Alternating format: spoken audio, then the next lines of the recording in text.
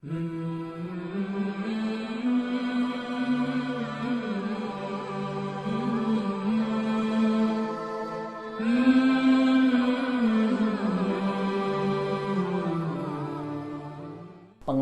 makna dari ayat-ayat Al-Quran ya, yang secara sesuai metode atau metodis atau tidak ya. Kemarin sudah kita ungkap ya. Contohnya kemarin kan Qul huwallahu ahad atau bismillah aja ya, dalam Fatihah kan bismillahirrahmanirrahim ya kemarin ya. Bismillah ya.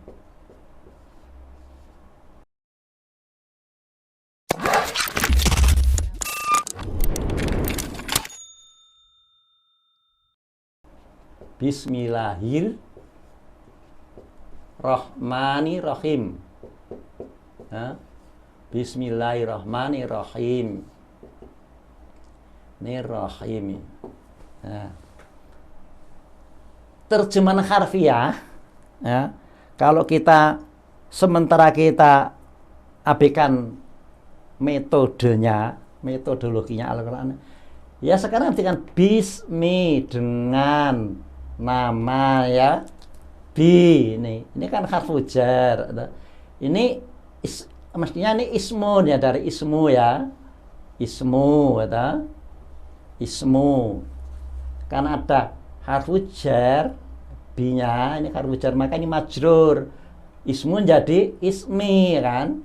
Nah, bi diartikan dengan, ismi ya, ismi itu diartikan nama kan, sehingga orang Jawa kadang-kadang asmani pun sinten, asma itu diartikan nama. Allah kan, dengan nama Allah, bismillahi kemarin ya, dalam Al-Fatihah kata Ar-Rahman ya, yang maha pengasih, Ar-Rahim yang maha penyayang. Nah, apa salah?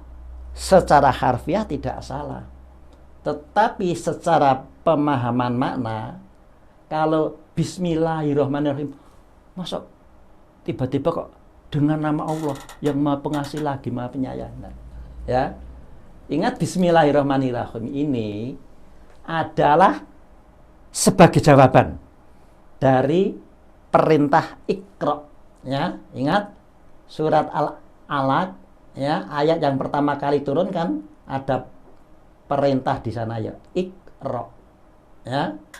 Iqra ya. Iqra apa?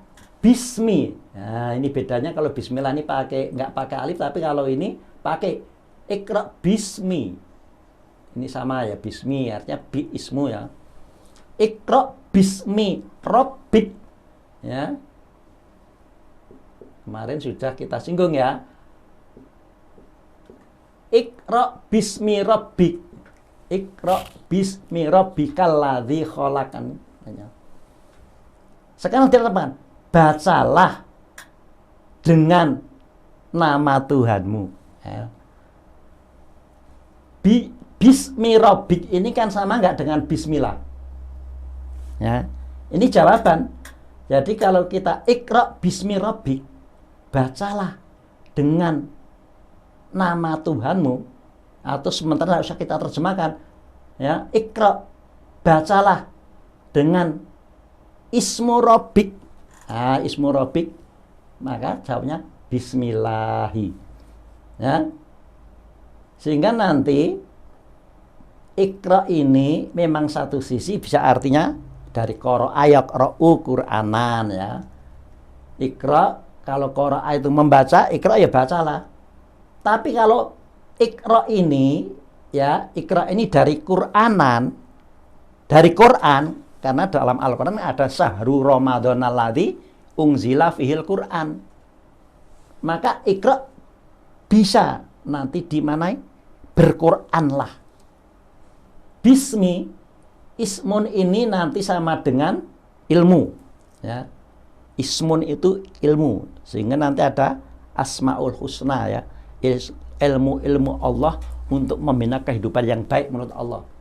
Sehingga Iqra, berquranlah dengan apa? Ilmu Ingat Robun tadi, pembimbing kehidupan Anda. Berquranlah Muhammad. Apa berquran itu? Yaitu dengan ilmu pembimbing hidup Anda. Waktu itu kan Muhammad nggak segera jawab sampai 3 kali kan, sehingga nanti dimaknai, oh Muhammad itu adalah bodoh kan, ummi ya. Maka nanti jawabannya dalam surah Al-Fatihah, Bismillah. Karena yang diperintah itu adalah anta ya. Jadi mukhatabnya anta itu Nabi Muhammad, tapi begitu jawab ini menjadi mutakalim. Sehingga Bismillah ini sebenarnya ini ada dhamir ana. Kalau menjawab ini yang ditanya itu pihak kedua. Tetapi waktu menjawab menjadi pihak pertama. Maka Bismillah ini ana Bismillah. Sehingga kaitannya dengan doa, Bismillah itu maka kalau dengan doa biasanya ada mudah-mudahan atau semoga. Mudah-mudahan saya menjadi yang hidup dengan ilmu Allah. Ya. Jadi Bismillah ini mudah-mudahan saya menjadi hidup dengan ilmu Allah. Sebagai jawaban ini. Nah, ini contoh saja. Contoh bahwa makna yang metodis dan yang tidak metodis. Kalau Bismillahirrahmanirrahim dengan Allah itu memang ya terjemahan harfiah yang tidak metodis. Tapi kalau Bismillah ini bimakna mudah-mudahan saya menjadi hidup dengan ilmu Allah, atau mudah-mudahan saya mampu hidup dengan Allah ya. Ar-Rahman, apa Ar-Rahman? Nah, yang telah mengajarkan Al-Quran. Ar-Rahim kemarin yang telah memberi kepastian menurut pilihan masing-masing ya.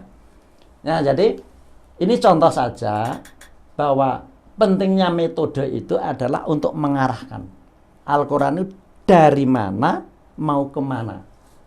Kalau tidak mengenal metode Al-Quran, maka nanti ayat-ayat Allah kadang-kadang ya terjemahnya tidak mengena, karena malah ditujukan kepada yang memberikan, yang mengajarkan Al-Quran ya.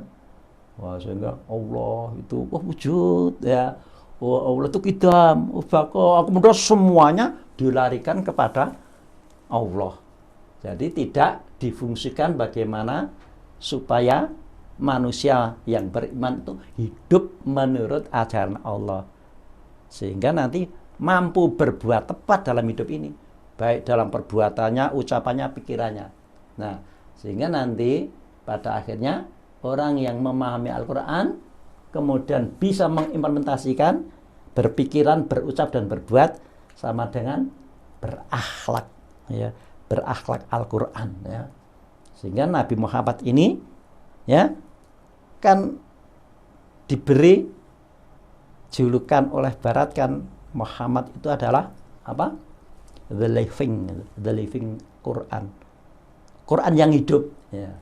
Karena memang kehidupan Nabi Muhammad nggak bisa dipisahkan dengan Al-Quran.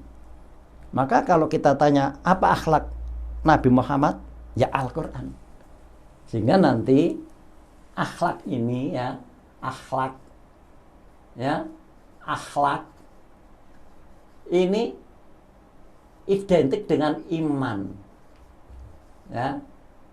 Akhlak identik dengan iman. Apa akhlak?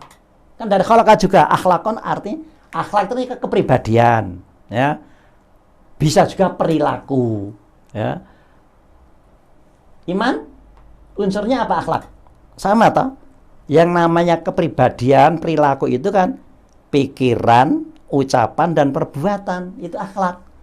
Wah, akhlaknya orang itu bagus, berarti pikiran, ucapan, dan perbuatannya sesuai dengan apa yang diajarkan Allah. Iman apa unsurnya? Sama. Iman unsurnya kan juga apa? Keyakinan. Nah, kan? Kemudian ucapan, ikrarun, kemudian perbuatan. Jadi satu sisi akhlak ini sama dengan iman sebenarnya. Ya.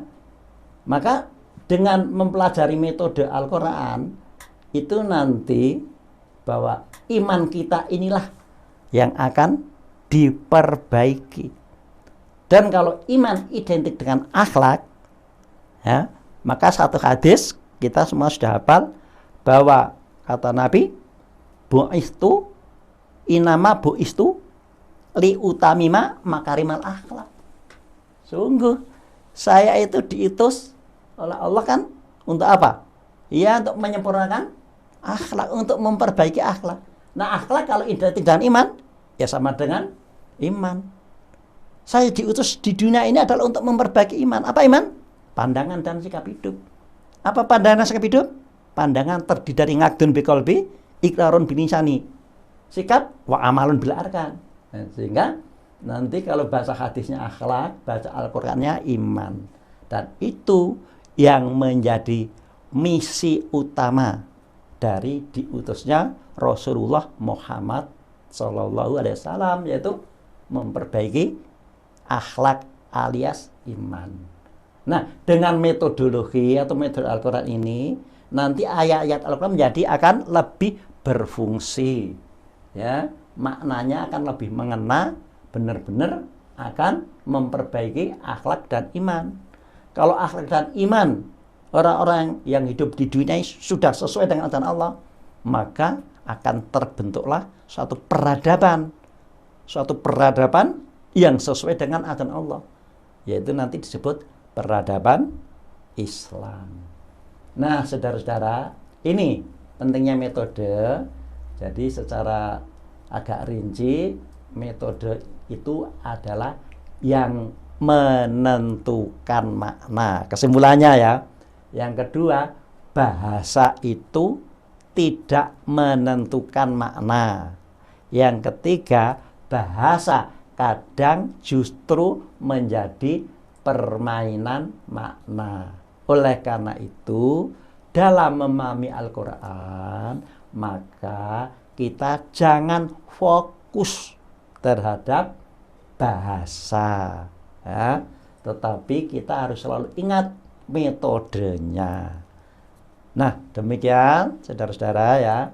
Mungkin untuk yang akan datang akan kita kaji Al-Quran satu analitika, ya. Dan yang berikutnya insya Allah Al-Quran satu objektivitas. Ya, demikian untuk kali ini. Ada kurang lebihnya saya minta maaf.